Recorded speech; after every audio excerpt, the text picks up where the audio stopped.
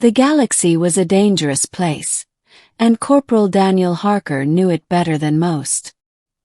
He had fought in 3 campaigns against pirates, mercenaries, and rogue warlords, but nothing in his service had prepared him for this.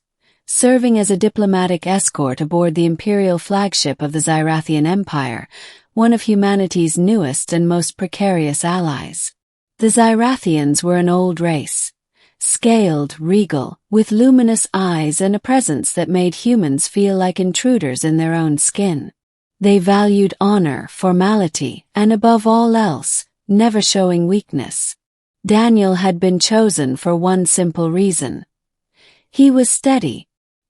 He wasn't a politician, not a silver-tongued negotiator.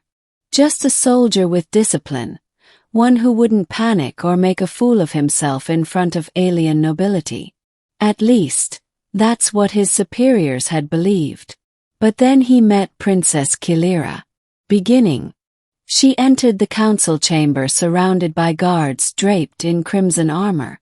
Tall, slender, and shimmering with iridescent scales that caught the light. She carried herself with the grace of someone who knew the weight of empires rested upon her.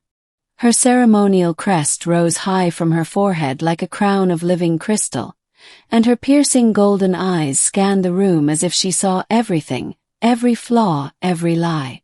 Daniel had been ordered only to stand at attention near the back wall, weapon slung, posture straight, mouth shut. But when her gaze landed on him, something unexpected happened. She stopped. For the briefest moment, her expression shifted. Curiosity, faint irritation, and something softer that he couldn't name. Then she turned away and took her place beside her father, Emperor Zaltharan. The humans and Xyrathians spoke politics for hours. Trade routes, mutual defense treaties, limitations of military presence. Daniel barely listened. His eyes kept flicking toward Kilira.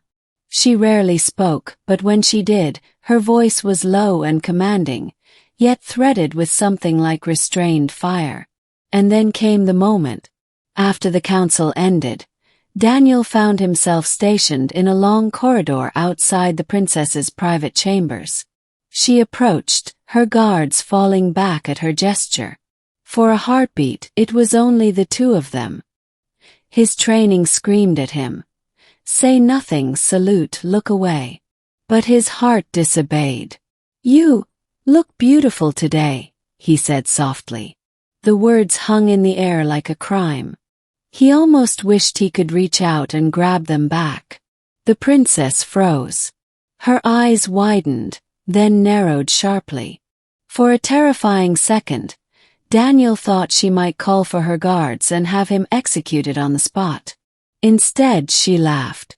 It wasn't mocking nor cruel. It was startled, almost nervous, as if the concept itself was foreign to her.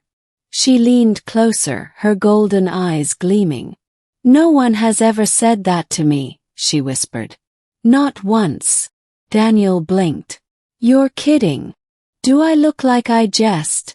She hissed, though there was no real venom in her tone.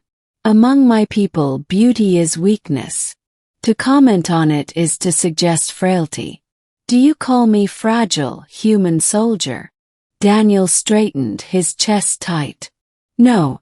I mean, you're powerful, that's clear. But power doesn't erase beauty. I just thought someone should tell you. Her crest shimmered with faint light. He didn't know if it was a blush or a sign of outrage. But she didn't call the guards. She didn't punish him. She only stared for a long, unreadable moment before turning away, whispering as she disappeared into her chamber. Strange human. Middle. The days that followed were tense, but different. Daniel found Kilira's eyes on him more often. During council, during meals, even during the endless ceremonial parades, she would glance his way with a faint crease in her brow, as though trying to solve a riddle. Finally, one evening, a royal attendant delivered an impossible message. The princess requests your presence. Daniel followed through winding corridors until he reached her private garden chamber, filled with bioluminescent plants and trickling streams. The guards left him at the entrance. Inside, Kilira stood alone, her crest dim in the twilight glow. "You are bold," she said without turning. "Foolish, perhaps. Do you know what could have happened to you after your words?" "I figured I'd be executed," Daniel admitted honestly. That drew another startled laugh from her. "And yet you spoke them anyway." "Why?" Daniel shrugged. "Because it was true. Where I come from, telling someone they're beautiful isn't an insult, it's respect. Sometimes it's more than that." Her head tilted. "More." Daniel's throat tightened. He hadn't meant to go that far, but her gaze demanded honesty. "It can mean admiration, affection." Kilira was silent for a long time. Then she stepped closer, her movements almost predatory. "Do you admire me, human?" Daniel swallowed hard. "Yes." The garden was silent except for the faint hum of glowing vines. Kilira studied him, her expression unreadable. Then she said softly, "Then perhaps you will survive." He frowned. "Survive what?" "The coming storm." That night, Kilira revealed truths no diplomat had spoken. Factions within the Zyrathian court opposed alliance with humanity.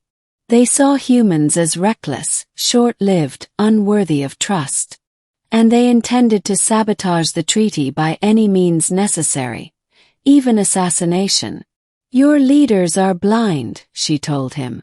"They think they dine with friends. They do not see the blades at their backs." Daniel felt the weight of her words. "And you? Where do you stand?" She looked at him strangely, as if torn. "I believe my people must change. That new blood, even fragile human blood, might be what we need. But my voice alone is not enough. Am watched.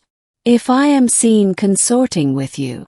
She cut herself off, shaking her head. "Forget this.